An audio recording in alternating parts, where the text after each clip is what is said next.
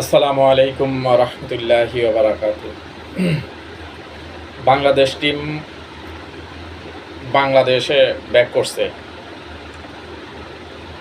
One day white wash হয়ে বাংলাদেশে back করছে।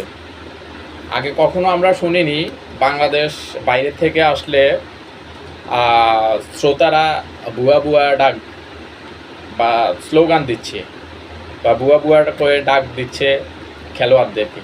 এ ফার্স্ট।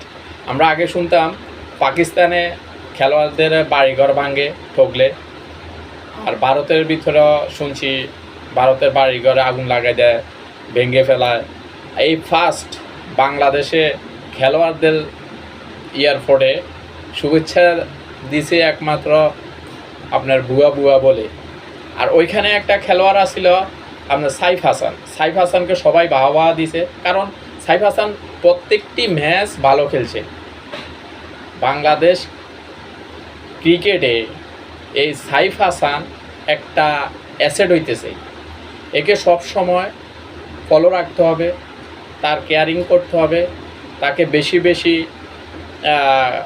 ওয়ানডে ম্যাচ, টি-20 ম্যাচ খেলাতে হবে।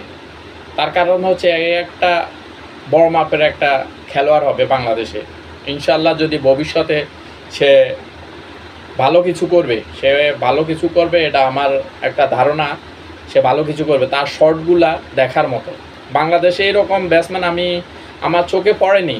এ ফার্স্ট সাইফের ব্যাট যখন নাকি চালায় বা ব্যাট করে, তখন তার কিছু মুভমেন্ট আছে, ব্যাটের তার টেকনিকের কিছু মুভমেন্ট আছে, ব্যাটের মুভমেন্ট আছে, ছয় মারার স্টাইল আছে।